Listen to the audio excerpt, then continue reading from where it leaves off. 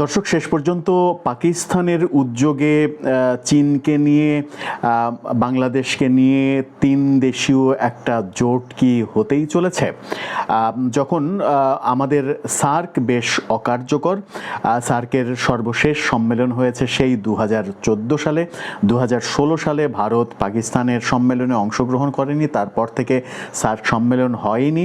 SAARC যখন অকেজো, তখন প্রফেসর ইউনূসের সরকার এসে পাকিস্তানের সঙ্গে এবং চীনের সঙ্গে সম্পর্ক ঝালাইয়ের নামে ত্রিদেশীয় একটা জোট করতে চলেছে এমন খবর দিচ্ছে আন্তর্জাতিক গণমাধ্যম, আন্তর্জাতিক সংবাদ সংস্থা এবং ভারত পাকিস্তানের গণমাধ্যম। কি হতে চলেছে? যদিও বাংলাদেশ থেকে ভিন্নতর কথা বলা হয়েছে, পররাষ্ট্র উপদেষ্টা ভিন্ন কথা বলেছেন, সেই কথা আমরা জানি।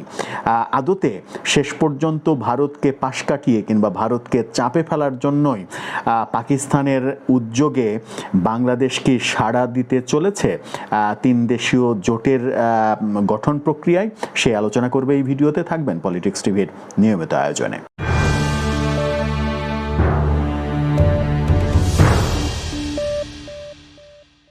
দর্শক, পলিটিক্স টিভির নিয়মিত ভিডিওগুলো স্পন্সর করছে প্রজাপতি.টিভি, নতুন ওটিটি প্ল্যাটফর্ম। আপনারা চাইলে ইউটিউবে, ফেসবুকে, ইনস্টাগ্রামে, টিকটকে দেখে নিতে পারেন। ডেসক্রিপশন বক্সে লিঙ্ক দেওয়া থাকবে, সেখান থেকেও আপনারা দেখে নিতে পারেন প্রজাপতির কার্যক্রম। চলে যাচ্ছি মূল ভিডিওতে। বলছিলাম, পাকিস্তানের আমন্ত্রণে চীন এবং বাংলাদেশকে নিয়ে তিন দেশীয় একটা জোট হতে চলেছে এমন খবর এসেছে আন্তর্জাতিক গণমাধ্যমে। কিছুদিন আগে আমাদের পররাষ্ট্র উপদেষ্টা তিনি অস্বীকার করেছেন সম্প্রতি চীনে তিন দেশীয় পররাষ্ট্র মন্ত্রী এবং সচিব পর্যায়ের বৈঠক হয়েছে এবং সেই বৈঠকে তিন নেতা, আমাদের পররাষ্ট্র সচিব সেখানে উপস্থিত ছিলেন, তিন নেতা সবাই হাতে হাত দিয়ে হাত উঁচু করে ছবি তুলেছেন, একটা প্রতীক দেখিয়েছেন যে তারা তিনজন মিলিত হয়ে কিছু একটা করতে চলেছেন। কিন্তু বাংলাদেশ সরকার সেটা অস্বীকার করেছে যে না, পাকিস্তানের সঙ্গে চীনের সঙ্গে কোনো ধরনের জোট হচ্ছে না। কিন্তু পিটিআইয়ের বরাত দিয়ে, পিটিআই যে পিটিআই যে খবরটা সামনে এনেছে আন্তর্জাতিক গণমাধ্যম, পিটিআই পাকিস্তানি সংবাদ মাধ্যমের উদ্ধৃতি দিয়ে একটি খবর সামনে নিয়ে এসেছে এবং পাকিস্তানি গণমাধ্যম দাবি করছে যে পাকিস্তানের উদ্যোগেই চীন, বাংলাদেশ এবং পাকিস্তানের সমন্বয়ে ত্রিদেশীয় একটা জোট হতে চলেছে এবং সেটার প্রক্রিয়া শুরু হয়ে গেছে, যার প্রথম ধাপের বৈঠক চীনে ইতিমধ্যেই হয়েছে। পিটিআইকে উদ্ধৃত করে কলকাতার আনন্দবাজার পত্রিকাও সেই খবরটা সামনে নিয়ে এসেছে। কি বলছে আনন্দবাজার, তার শিরোনামটা আপনারা দেখে নিতে পারেন।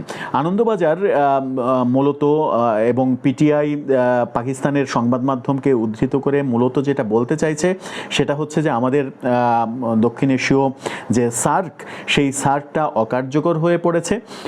বিশেষ করে ভারত পাকিস্তানের সম্পর্কের রেশারেশিতে সার্কের অস্তিত্ব প্রায় বিলীন, প্রায় এরকম মুহূর্তে পাকিস্তান মনে করছে যে নতুন একটা জোট দরকার, যে জোট গঠন করলে ভারতকে চাপে ফেলা যাবে। সেই কারণেই শেখ হাসিনা সরকার পতনের পরে, যেহেতু শেখ হাসিনা সরকারের সঙ্গে পাকিস্তানের সুসম্পর্ক ছিল না, প্রফেসর ইউনূস সরকারের সঙ্গে তারা সুসম্পর্ক তৈরি করেছে এবং প্রফেসর ইউনূসের সরকারও যেহেতু চীনের দিকে ঝুঁকে পড়েছে, এটা একেবারে পরিষ্কার। আন্তর্জাতিক গণমাধ্যম বারবার বলছে যে বাংলাদেশের পররাষ্ট্রনীতি চীনের দিকে ঝুঁকে পড়েছে।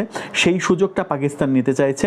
বাংলাদেশ, পাকিস্তান এবং চীনকে কেন্দ্র করে, চীনকে নিয়ে তিন দেশীয় একটা জোট, সেই জোটের নামকরণ কি হবে সেটা এখনও চূড়ান্ত হয়নি, তবে সেই জোট গঠন হতে চলেছে। পাকিস্তান এবং সেই উদ্যোগের প্রধান হোতা, এমনটা পাকিস্তানি গণমাধ্যম তুলে ধরেছে, যেটা পিটিআই তুলে ধরেছে পাকিস্তানি গণমাধ্যমের উদ্ধৃতি দিয়ে। কি হতে চলেছে? তার মানে আমরা কি পাকিস্তান প্রীতিকে আনুষ্ঠানিক পর্যায়ে নিয়ে যেতে চাচ্ছি, খাতা কলমের পর্যায়ে নিয়ে যেতে চাচ্ছি? আমরা শেখ হাসিনা সরকারের পতনের পরে দুটো জিনিস খেয়াল করছি খুব করে, সেটা হচ্ছে যে একটা হচ্ছে যে ভারত বিদ্বেষটা তুমুল আকারে চারিদিকে লাগামহীন একটা মাত্রা পেয়েছে। ভারত বিদ্বেষ সরকারের পক্ষ থেকেই নানা ধরনের ভারত বিদ্বেষী কথাবার্তা বলা হচ্ছে, জনগণের মধ্যেও সেটা ছড়িয়ে দেওয়ার প্রক্রিয়া চলছে, ছড়িয়ে গেছেও অনেকখানি, এবং পাকিস্তান প্রীতি লক্ষ্য করা যাচ্ছে।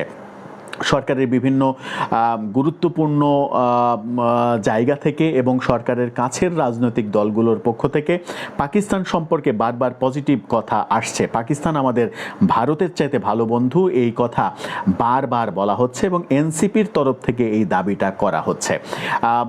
পাকিস্তানের বিভিন্ন নেতার, যে নেতাগুলো কায়েদে আজম মোহাম্মদ আলী জিন্নাহ, যার জন্মদিন মৃত্যুদিন পালিত হয়েছে গত 10 মাসে আমরা দেখেছি বাংলাদেশের মাটিতে, সেই ব্যাপারে সরকার কোনো ভ্রুক্ষেপ করেনি। সেই ব্যাপারগুলো কাজে লাগিয়ে পাকিস্তান 3 দেশীয় এই জোটের দিকে যাচ্ছে যেন ভারতকে শায়েস্তা করা যায়।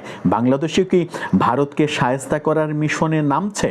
তাহলে ভারতের সঙ্গে সম্পর্কের যে চূড়ান্ত অবনতি, সেটা উন্নতি করার চেষ্টা করা হচ্ছে বলে পররাষ্ট্র উপদেষ্টা যেটা বলেছেন সেটা কি মিথ্যা? ভারত যে একের পর এক বিভিন্ন প্রতিবন্ধকতা তৈরি করছে, সর্বশেষ তারা স্থলবন্দর দিয়ে সমস্ত আমদানি বন্ধ করে দিয়েছে, গঙ্গার পানি চুক্তি বাতিল করতে চলেছে, 26-এ যখন মেয়াদ শেষ হবে তখন পুরনো চুক্তি যে সম্পাদন হচ্ছে না নতুন করে, এটা নিশ্চিত।